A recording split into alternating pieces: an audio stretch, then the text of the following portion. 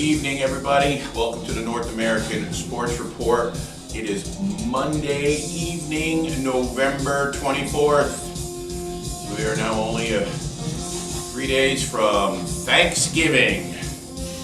We're going to go over what was the weekend in the National Football League. We do have a game tonight, Monday Night Football. We have the San Francisco 49ers hosting the Carolina Panthers. The 49ers are a 7-point favorite, -7 at home. The over-under is 48.5. Hi guys, Billy DiNapoli here. Welcome to the show. First we'll go over my 5 picks this past Sunday. Not spectacular. I was the hard luck victim of a 1-3-1 record this past Sunday. I had the Bears -3 that I gave you against Pittsburgh, and the Bears did win, but they won by 3, and that game was a push as Mason Rudolph started for the Steelers, and the Steelers hung in there. 31-28 was the final for the Chicago Bears. I did give you the Bears -3, and that was a push. Pedestrian game for Rudolph, only 171 yards in the air on 24 of 31. Not much downfield, not much stretching of the field for the Steelers as usual. Caleb was 19 of 35, 239, but he threw for 3 touchdowns. Listen, the Chicago Bears are 8-3 in first place. First-year coach Ben Johnson doing a spectacular job. One of our other plays, we did have the Ravens and the Lions in a teaser. We lost that by 0.5 point because the Lions had a little trouble with the New York Giants and Jameis Winston. I didn't need them to win by more than 7.5, but they won by 7, so we had a loser there. We gave you the Chiefs. That was our own winner, and we told you to take the money line because we didn't think they would cover. They did cover the money line. They didn't cover the spread.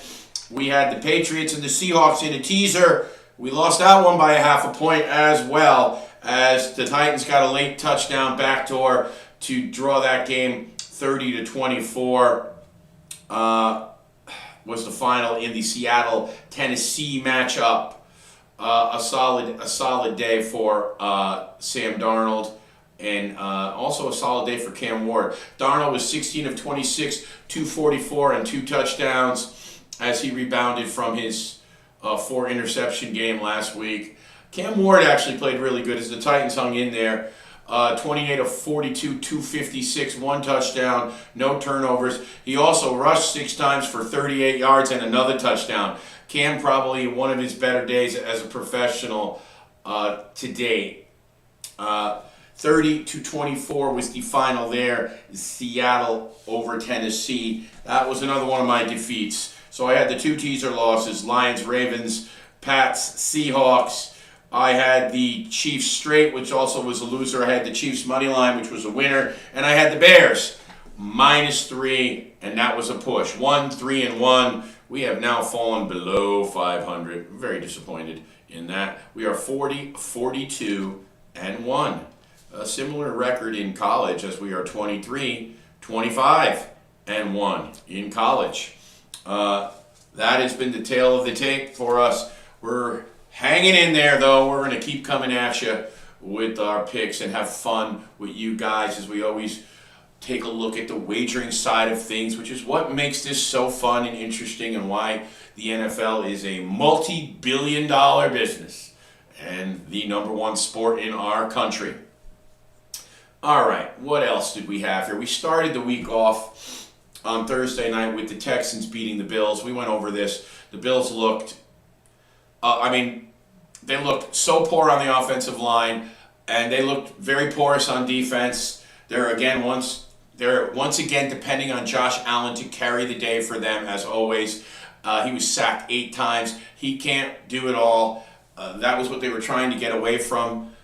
They do have a good running back in James Cook, still devoid of weapons in the wide receiver department, and the Bills, the Bills are looking like they're going to be on the road in the playoffs as the New England Patriots won their 9th straight game to improve to 10-2. The New England Patriots are the first team to be 10-2, the first 10-win team in the NFL this season.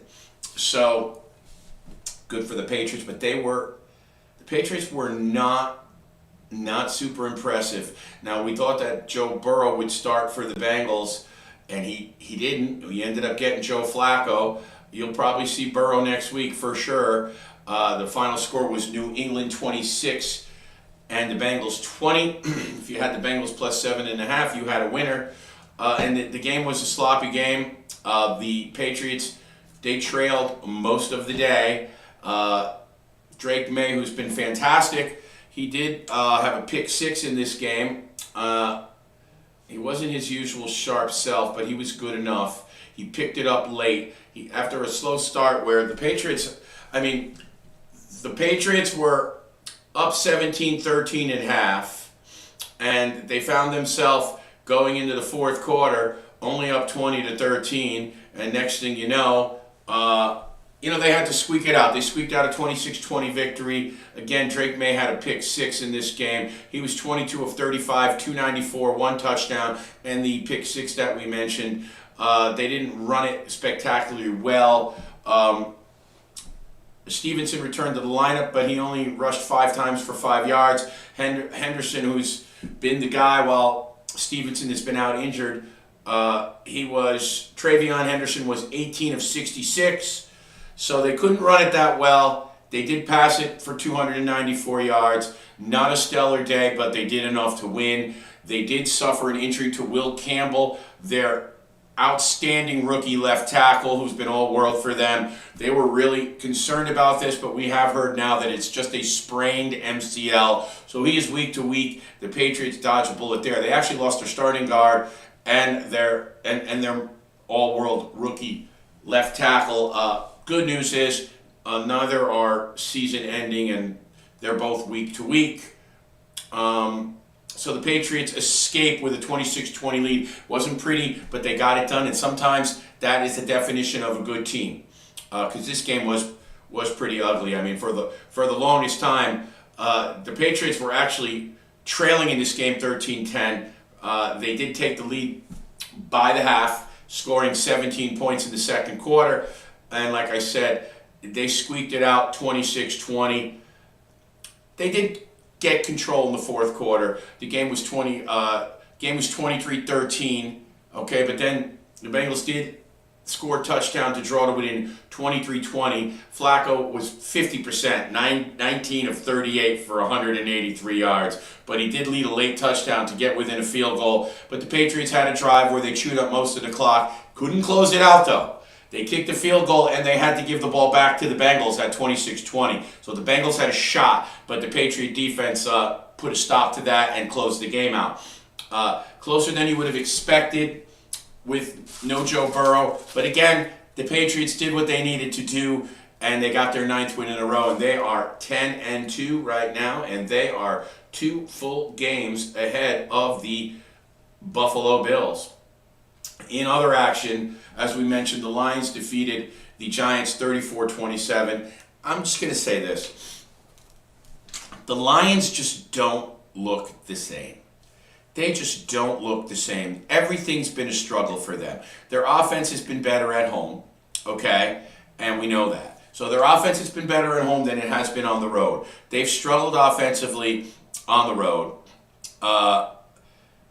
For the Giants, Jameis Winston had a very good statistical day. He was only 50% completion, but he's looking to throw bombs all day long. He wants to go deep downfield. 18 of 36, 366, 2 TDs, and 1 pick. Like I said, he did hit a couple of those bombs. Robinson was 9 for 156 and a touchdown for the Giants. He had a big day. And listen, Jameis, he's always going to make the crucial pick. He takes the bad sack. It's just who he is. The Lions, like I said, they had to pull this game out in overtime. They had to come from behind to tie the game, and it wasn't pretty. Goff, 28 of 42, 279, 2 TDs, 1 interception. Jahmyr Gibbs, though, fantastic. 15 carries for 219 yards, 2 touchdowns, including the one in overtime.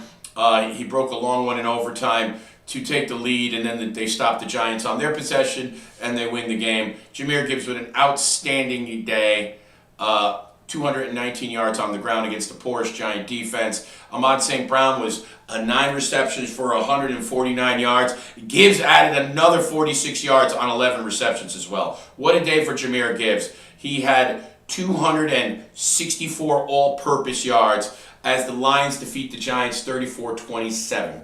In what was the marquee game of the day, the Kansas City Chiefs and the Indianapolis Colts. Now, this was do or die for Kansas City. This is, dynasties don't die easy. They never die easy. The old Lakers, they went out against the Pistons in the finals. Even the Kobe Shaq Laker dynasty went out against the Pistons in the finals before Kobe had his own little dynasty by himself after Shaq went to Miami. The New England Patriots, they still were a 12-win team and a playoff team with Tom before he left. The Dallas Cowboys in the 90s, that 95, the 96 team still went deep into the playoffs before getting knocked off by the Carolina Panthers that year. They don't die easy. And the Chiefs were at the precipice. They were at a defining moment. They go 5-6, they're not making the playoffs with their schedule. They're not making the playoffs. And there they were in the fourth quarter, down 20-9 yesterday, and they couldn't get going. They just couldn't get going, and the Colts had everything laid out for them to put the Chiefs away, and they couldn't do it. They couldn't do it. First of all, bad job by the Colts. You've got a guy who's right now third in the MVP voting in Jonathan Taylor, and he finished with 16 carries for 58 yards. Taylor had in the fourth quarter and overtime, the Colts were outgained by 218 yards by Kansas City, and they seemingly just went away from the running game and said, "Okay, Daniel Jones, we're going to put it in your hands." I don't know why you would do that. They had a 20-9 lead. They could not even convert a first down in the fourth quarter. They gave the Chiefs the ball back time and time again. And you give Mahomes enough chances, he's going to burn you. Daniel Jones only threw for 181 yards. Efficient, 19 of 31, 181, 2 touchdowns, no picks. But again, they were completely shut out in the fourth quarter and overtime. Not even a first down. And listen, we know the Chiefs have a great defense. But it's not the defense of old. The Kansas City Chiefs, they're not getting a lot of sacks. They had 0 sacks. 0 sacks. They're not getting a lot of pressure on the quarterback. Chris Jones isn't playing like the Chris Jones of old. And like I said, this was all through 3 quarters. It looked like the Colts had them right where they want them. But then you look up and Mahomes explodes in the fourth quarter and overtime. He ends up going for 29 of 46, 352 yards. He didn't have a touchdown. He did have a pick. Butker kicked a lot of field goals, and then they pounded in. Kareem Hunt had 104 yards rushing, but on 30 carries, only 3.5 yards a clip. But, listen, they were able to pound in a touchdown. They were able to kick a bunch of field goals. And listen, they did what they had to do. They did what they had to do. They did. Rashee Rice had a big game. 8 catches for 141 yards, and Worthy 4 catches for 60. And they made some big plays to get the Chiefs out of their own end of the field numerous times. One drive they put together coming out of their own end zone, and Rice made a big 50-yard reception. And that was how it was done. I mean, that was basically what the Chiefs needed to do to get it done. They outgained the Colts by 218 yards in the fourth quarter and overtime and come from 20-9 down to win 23-20 with Butker. At 20-9, the Chiefs got the touchdown and they got the 2-point conversion. Okay, then they were able to get 2 field goals clutch from Butker. He got the tying field goal at the end of regulation, and then he got the game-winning field goal in overtime after the Chiefs had got to stop. And that was it. 23-20, Kansas City and the Chiefs are now 6-5 and still alive. The Colts have dropped to 8-3, and they're now only a game ahead of Jacksonville. And the Chiefs go to Big D, Dallas, on Thanksgiving Day. Big D, Dallas, for the Kansas City Chiefs. And let's get to those Dallas Cowboys, who probably had the most exciting game of the day. Now listen, it's going to be a long shot for the Cowboys to make the playoffs. They're 5-5-1, and at 5-5-1, you know, they're chasing right now the Carolina Panthers, who are 6-5. They're chasing the Lions, who are 7-4, and they're chasing the 49ers, who are also 7-4. The Cowboys are going to have to. They're going to have, listen. They're going to have to get on a little bit of a run, and a win like they had on Sunday is one of those things that just. One of those things that just might be able to propel that. We shall see. They have a tough schedule. After Philly now, as they said, they have Kansas City coming in, and then they play the Detroit Lions, which will be a big game. But the Cowboys were down 21-0 yesterday against the Eagles, 21-7 at half, and they managed to pull out a 24-21 victory. And Dak Prescott was he was just great. Dak is the leader of that team. And like I said, people always give Dak, flack for not beating his record against playoff teams or teams with a winning record. Or I think it was something like, if you looked at his record against over the last 4 to 5 years, he was like 18-24 against teams with a winning record, and against playoff teams it was more like 15-28 against actual teams that made the playoffs. Or I'm sorry, it was 16-28. But listen, that's not all Dak's fault. The Cowboys have often had a porous defense in recent years. And, when Dak is healthy and he has a running game and an actual functioning offensive line, and how many times has he made the playoffs where their defense couldn't stop a nosebleed?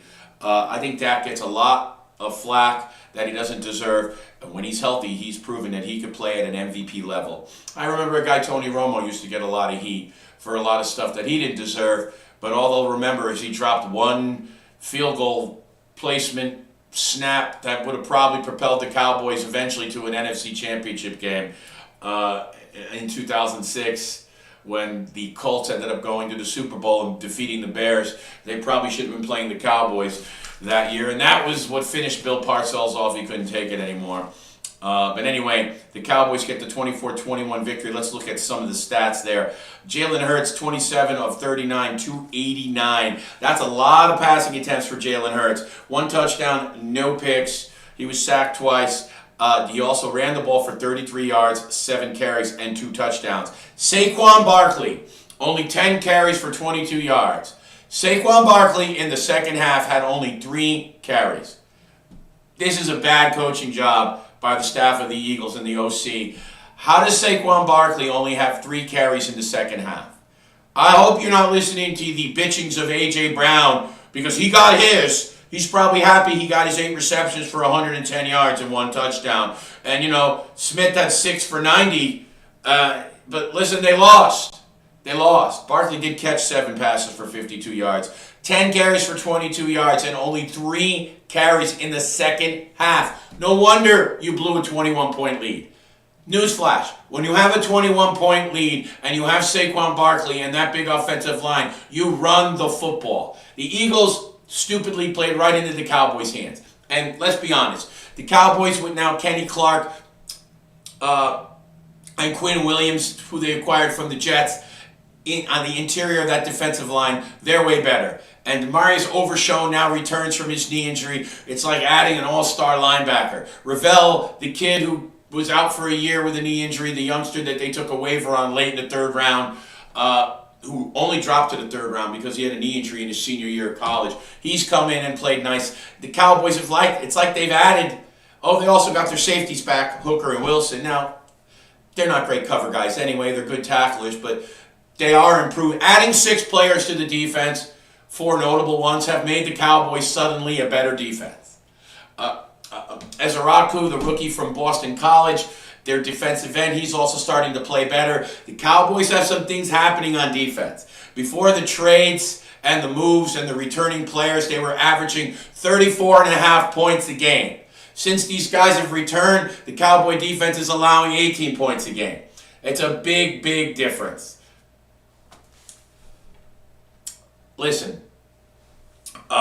it's a big win for the Cowboys. They're 5-1.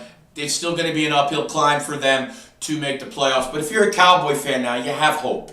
You got draft picks. You've got an offense. George Pickens is now wide receiver number 1. Let's look at what Dak did yesterday. Dak was 23 of 36, 354 yards, 2 touchdowns, 1 pick. Of course, he had they also ran the ball well. Williams was 20 carries for 90 yards. Even Malik Davis came off the bench, 3 carries, 24 yards. Prescott had a rushing touchdown as well. Prescott willed this team to victory. He played fantastic. George Pickens, 9 catches for 146 yards and a touchdown. CeeDee Lamb, 4 for 75. He had 4 drop passes again against the Eagles, including a drop touchdown, which could have cost them. CeeDee Lamb is no longer the number 1 wide receiver in Dallas. That belongs to George Pickens. Sorry. CeeDee Lamb was actually, it was annoying watching him drop all those passes and almost blow the game for the Cowboys. But the Cowboys get a big win. The Eagles are left scratching their head, and they have only their asinine approach to blame. 3 carries for Saquon Barkley in the second half. I mean, hey, Cowboys come back from 21 down. Their largest come from behind victory, I believe, at home in since the comeback win on Thanksgiving when Clint Longley came back, and I don't even think that was 21. I think they were down 17 when they came back at home to defeat the Redskins in the 70s. I believe that was 73 or 74. But since then, 21-point come from behind victory. Their biggest come from behind victory, I think they said, at home ever. Nice job by the Cowboys. What else have we not touched on? We did Seahawks and Titans. We did the Giants and Lions. We did the Chiefs and Colts. We did the Bears and the Steelers. We did the Patriots and the Bengals. Pack and the Vikes. Packers and the Vikes. I'll sum it up for you. The Vikings have no quarterback. He's terrible. The game was only 10-6. The game was a 10-6 game in the third quarter at one point. It was not an overly impressive game by the Packers. McCarthy throws the ball 19 times, 12 of 19, for only 87 yards and 2 interceptions. He was god-awful. The frustration is mounting in Minnesota. They do not have a quarterback. I mean, Jordan Love was only 14 of 21 for 139 yards. Now, they were without Jacobs at running back, which you would have thought would have killed him, but Wilson came in and rushed for 28 carries on 107. He had 28 carries for 107 and was the star of the game for the Green Bay Packers. And he came off the bench to do that. Let's just take a look here.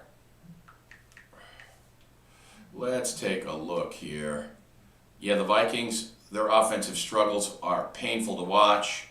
Like I said, JJ was terrible. They didn't run the ball well. Mason had 8 carries for 42 yards. Not bad, but only 8 carries. Aaron Jones, 9 carries for 41 yards.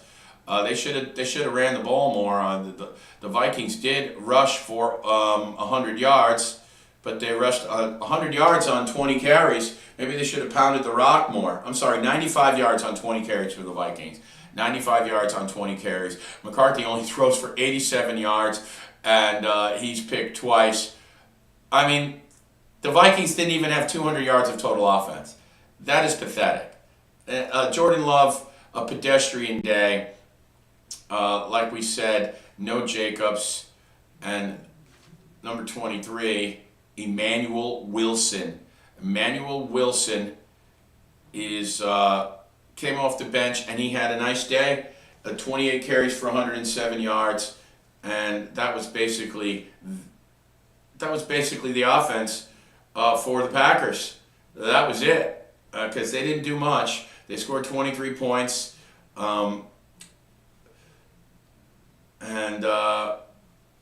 listen, I'm not overly impressed with Green Bay right now.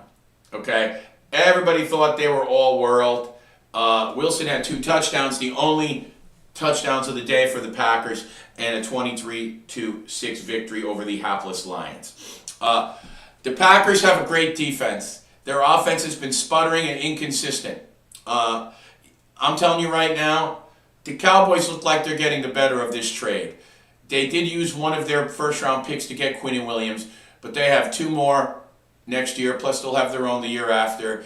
They also acquired some late-round picks. The Cowboys are going to have a lot of picks, and the Packers, yes, they have Micah Parsons. He's fantastic, but are they any better as a team this year than they were last year? I'm not sure they are. And we know the Cowboys, after 11 games last year, the Cowboys were 5-6. They're 5-1 and trending in a better direction. And the Cowboys now can stop the run. They could never stop the run with Micah. The Cowboys are a better team after the trade. I'm always killing Jerry Jones. He's mucked enough stuff up in his time, believe me.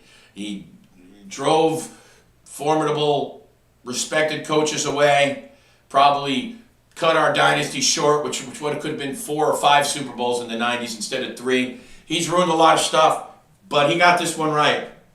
All right, moving along. Other news. Kirk Cousins came back for the Falcons and played well. They defeat the Saints 24-10. Both those teams going nowhere. The Saints 2-9. The Falcons up 4-7. They did look better with Cousins. They even got Bijan Robinson going. But, that's 2 teams going nowhere.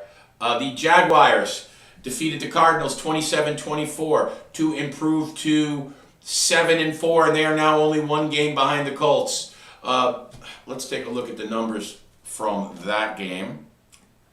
We got some other stuff to get to, too. We got to get to our Shedeur Sanders news. The Jaguars 27-24 at Arizona. Trevor Lawrence, 18 of 30, 256 yards, 3 touchdowns, and 3 interceptions. The usual inconsistent play for the Jaguars. ETN 15 carries for 86 yards. Lawrence did add 29 yards on 5 carries. Listen, the Jaguars have lost Travis Hunter for the year. He was their star player. They made a stupid move by trying to play him full-time both sides of the ball. All they got was hurt. I heard a beat writer on sports, I forget what sports show I was listening today. I heard a Jacksonville beat writer on, and he said that the one thing about the Jaguars is while they are 7-4, they don't really do anything extraordinary or well.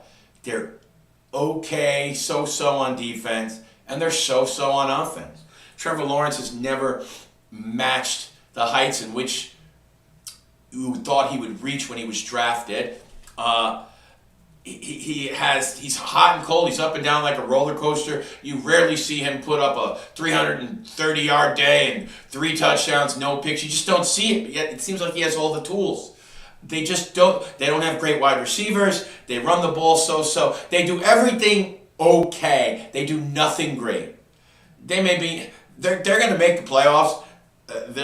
I don't think they're going to go very far. They'll probably be one of the worst playoff teams in the pool. The Arizona Cardinals, Brissett, 33 of 49 for 317 yards, 1 touchdown. He continues to play well. That was a tight game, and they just came up short.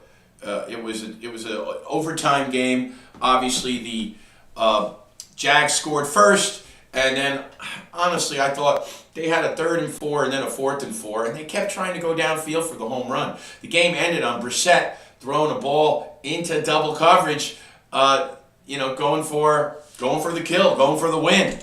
But they are stopped with their turn of the ball in overtime after the Jaguars scored on their drive to go up first. They got the ball first, and they kicked the field goal to go up 27-24. Obviously, they have their fantastic kicker, Little, who had the 68-yard field goal to break the NFL record.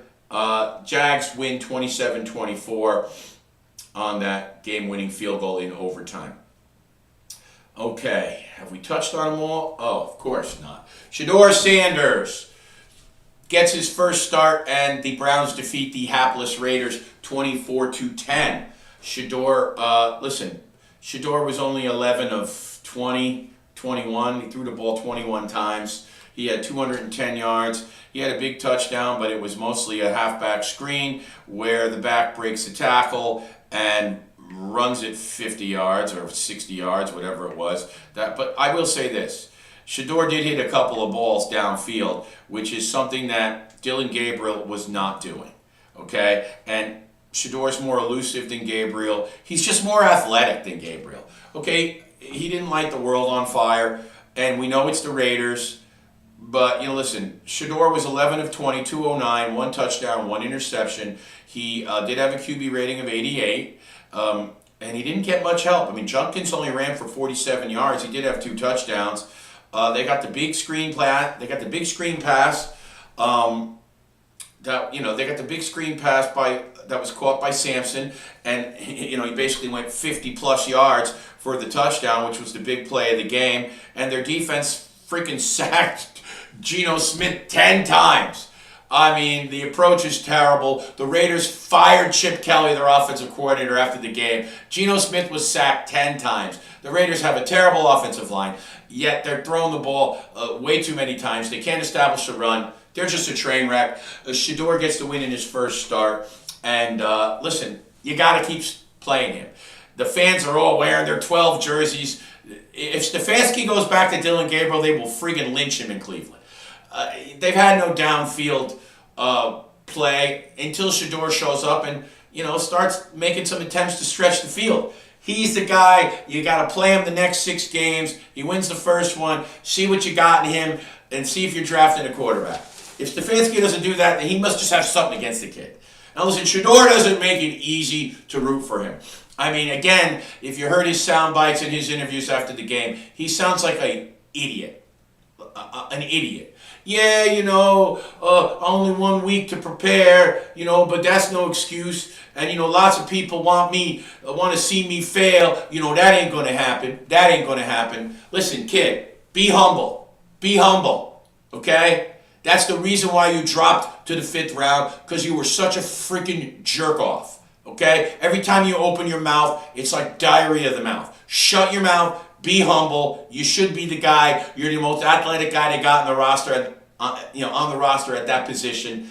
And that's it. He's got to play. But boy, he certainly makes it hard to root for. He makes it hard for you to root for him.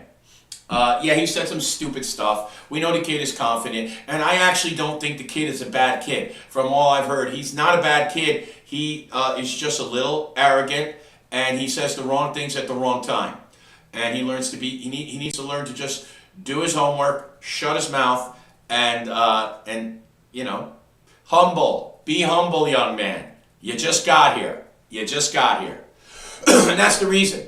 That's the reason why he fell. He was deliberately tanking interviews with other teams. He had that whole legendary setup behind him in the draft. I mean, he looked like a jerk. And, bad job by his father, too, for not giving him a little better example and advice.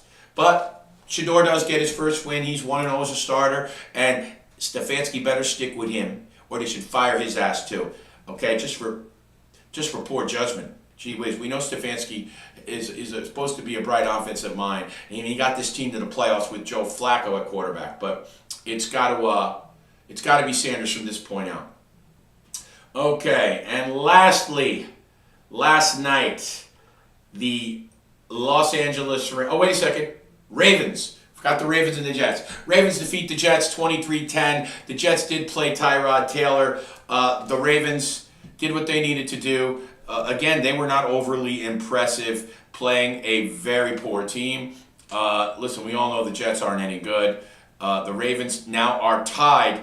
They are tied with the Pittsburgh Steelers atop the AFC North. They have won their 5th game in a row. They improved to 6-5.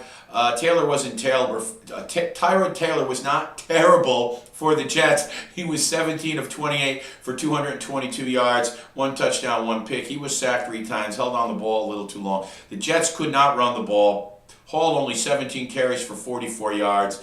Lamar, 13 of 23, 153. Not impressive. Not impressive. This was a defensive battle. The The Ravens rushed for 100 yards. Henry was only 21 of 64. They didn't do anything spectacular, but they were able to shut the Jets out, which isn't hard to do. 23-10 is the final. Not too impressive, but again, 5 in a row for the Ravens.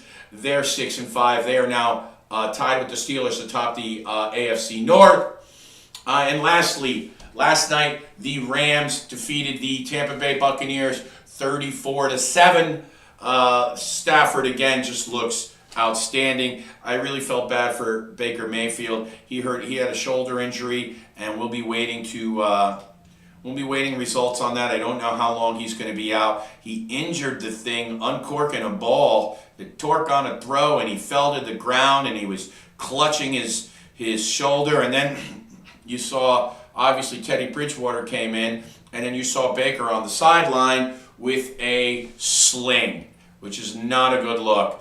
Listen, the Bucs have been injured on the offensive line. They've been missing Bucky Irvin 5 straight games now. Evans is out till late in the season with the broken collarbone. You did get Godwin back. You've got Ibuka. You do have enough weapons, but they've been so banged up. They were missing Hassan Reddick on the defensive side of the ball, who's their outstanding rush end.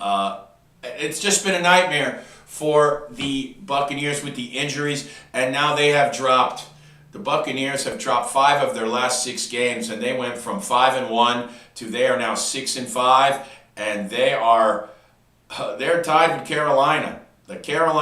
Who had the Carolina Panthers in first place at any point this year on your dance card? Not me, and not you. Mayfield left the game early, only 41 yards on 9-19. Bridgewater looked lost. I mean, listen, he's going to need a week of practice. We don't know how long Baker's going to be out for. We'll give you the updates during the week. But Stafford was outstanding, 25 of 35 for 273 yards, 3 touchdowns, no picks, and they went easy. Once they saw Mayfield go out of the game, they went easy on the Buccaneers in the second half. I give McVay credit. They were pretty classy. Nacua 7 for 97, no TDs. Devontae had 2 touchdowns, 5 of 62 for 2 TDs. Parkinson 4 catches for 41 yards and a touchdown, the tight end. And that was all the Rams needed. It's like I said, the Rams, they went easy on them. They had a 31-7 lead at halftime. They knew without Mayfield that the game was over and in hand, and they took their foot off the gas. A classy move, I would say, by McVay. If they wanted to, they could have won the game 48-7. They could have did whatever they want. But Buccaneers now just with a whole host of problems. I thought that they were a lock to win the NFC South, and it did look like that. After 6 games, they're 5-1. I mean, even after 8 games, they're 6-2, and Baker Mayfield's in the MVP running. Well, that's all over with. The NFL season is a war of attrition, and staying somewhat healthy, that's why you don't see a lot of teams repeat or three-peat. Health is such, it's such a major thing in the NFL, and it's such a physical game. It's tough to survive the season with most of your roster intact. But the Buccaneers have just really had god-awful luck staying healthy this year, almost from the beginning of the season. They lose 34-7. They fall to 6-5. That completes the NFL wrap-up for the weekend. Again, we dropped to below 500 in our picks, as we are now 40-42-1 after a 1-3-1 showing. Tonight, the Niners -7 at home to the Carolina Panthers.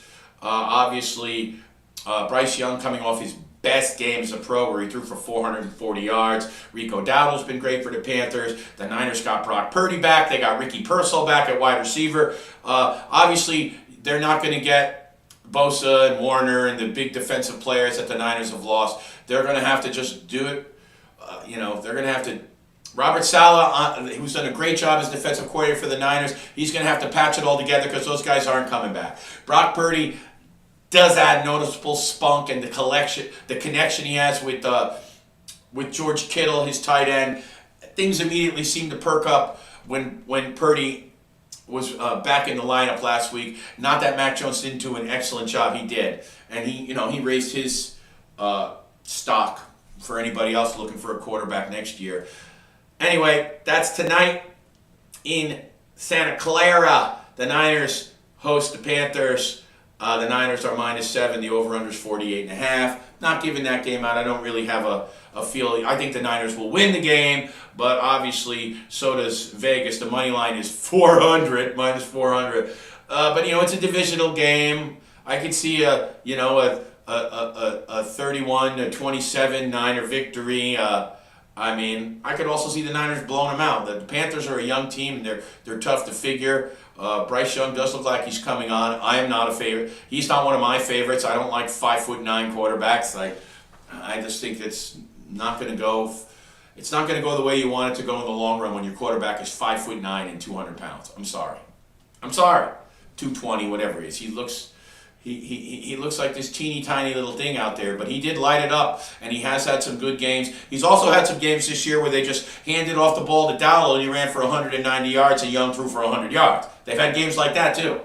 And, they're tough to figure. If they beat the Niners tonight, I'm going to start putting some more respect on the Carolina Panthers name. I'll give you that. But I'm not picking the game tonight. We'll get back to it next weekend and try to improve our NFL record on Thursday and on Sunday. Oh, of course, we're going to be back Wednesday night. We're going to do a show Thanksgiving Eve, and we're going to do a show Thanksgiving morning. So we're going to do 2 shows, Wednesday in the evening, probably around 6:37, and Thursday morning, just like our NFL Sunday show. We're going to go over the 2 Thanksgiving games in Detroit and in Dallas. Obviously, we know that the Dallas Cowboys and Detroit Lions are the traditional hosts of the Thanksgiving games, and I do so love Thanksgiving. It is my favorite holiday. It always has been. It's family, great food, and football, and it's always been my favorite. The Lions, and we got good ones. The Lions will be hosting the Green Bay Packers, 1 o'clock, and the Cowboys, as you know, have Mahomes and the Chiefs at 4:30. You know what? Give me 1 second. Boys and girls, I want to see. I don't know. There's a 8 o'clock game, and I've got to figure out what it is. I have got to figure out what it is. Let's see here. Let's go to the NFL schedule. Well, you know what we'll do? Here's a site that I always love to go to when you want to get accurate lines. And let's say you're not betting and you're not on FanDuel and DraftKings, which, by the way, we fully endorse, FanDuel and DraftKings. If you are not on there and you always just want to get up-to-minute lines so you can see how things are shaking, scoresandodds.com is a great site that gives you all the updated lines to the second. And they also, if you do prefer, they can also link you to any gambling site that you want or you would like. It's right there. Okay. Bengals-Ravens is the 8:20 start on Thanksgiving. So the Ravens will be at home on the short week hosting the Bengals. Another favorable game. I wonder if Burrow comes back. On Wednesday, we will go over all the injuries. We'll give you a Baker Mayfield update and see where he's at. We'll give you the Will Campbell update on his knee, even though we already know it's only a sprain. It's not serious. It's a sprained MCL for Will Campbell, the fantastic rookie tackle of the offensive tackle of the New England Patriots. We will give you an update on that. We'll give you an update on Joe Burrow, and we'll find out, how long Baker Mayfield is out, because that's a big story. So Thanksgiving, we have the Packers and the Lions is the early game, 1 o'clock. And that game is at 1 o'clock, not 12:30, which has often been the start time for the early game on Thanksgiving. The Cowboys will play their traditional 4:30 against the Chiefs. And right now, the Chiefs are a 3.5-point favorite. The Lions are a 2.5-point favorite over Green Bay. And the Ravens are a 7-point favorite over the Bengals. That's the opening lines. We will see you a Wednesday evening at 6:30, I'd say. We'll go over everything that's been happening in the entire world of sports. And then we'll have a kind of Sunday type of NFL show on Thursday morning. You know what we'll do? We'll give you a quick look at the NHL tonight. The Flyers are at the Lightning, who are getting hot again, the Tampa Bay Lightning, that is. The Blue Jackets are at Washington. Ovechkin continues to amaze. They're up 1-0 over Columbus. The St. Louis Blues are at the New York Rangers. The Blues off a win. They broke the hot streak of the Islanders the other night, although the Islanders did bounce back and beat the Mammoth in a shootout, 1-0 yesterday at UBS. The Red Wings are at the Prudential Center tonight. They've just dropped the puck against the Devils. At 8 o'clock, the Florida Panthers are at the Nashville Predators, and the Ottawa Senators are at the LA Kings. That is a 9 o'clock puck drop. And the last game tonight, 9 o'clock puck drop, is the Golden Knights, the Vegas Golden Knights at the Utah Mammoth. That's it for tonight, guys. Thank you. And remember, please like and subscribe. Like the Facebook page, North American Sports Report. Follow Billy DiNapoli on Facebook and Instagram as we give you all the sports news and updates. And please subscribe to our YouTube channel, North American Sports Report. You can scan the QR code. You can also donate. You can donate via PayPal. I'm sorry, not PayPal. We don't do PayPal. They tax you too much. We do strictly Cash App and Venmo. You can donate Cash App and Venmo. Helps us keep the show going. We do put in work and dig up information, and we have our little studio we put together. We put time into this. We hope you guys are enjoying it. You can donate to help the cause. Again, to Cash App and Venmo. You can scan the QR code on the bottom right. And again, please subscribe to our YouTube channel, North American Sports Report. I'm Billy DiNapoli. Thank you guys for tuning in. You guys have a great night. We'll see you Wednesday evening. Enjoy Monday Night Football tonight.